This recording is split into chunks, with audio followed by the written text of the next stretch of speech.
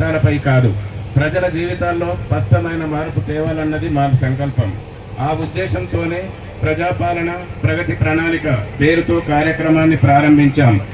మార్చి 6 నుండి 99 రోజుల పాటు గ్రామ స్థాయి నుండి రాష్ట్ర స్థాయి వరకు అన్ని శాఖల సమన్వయంతో ఈ కార్యక్రమం ఒక ఉద్యమంలా సాగాలి. ఊరు వాడ సమస్యల పరిష్కారమే పరమావధిగా ప్రతి అధికారి పనిచేయాలి.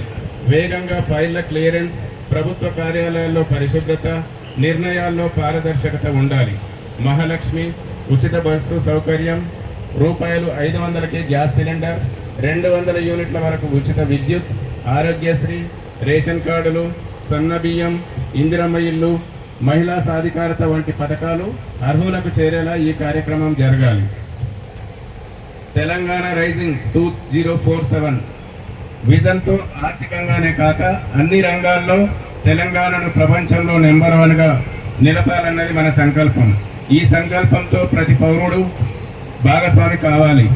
ప్యూర్, రేర్గా రాష్ట్రం వర్గీకరించుకున్నాం. వాటి పరిధిలోనే సేవ, తయారీ, వ్యవసాయ రంగాల్లో ప్రపంచానికి ఆదర్శంగా మనం ఎదగాలి.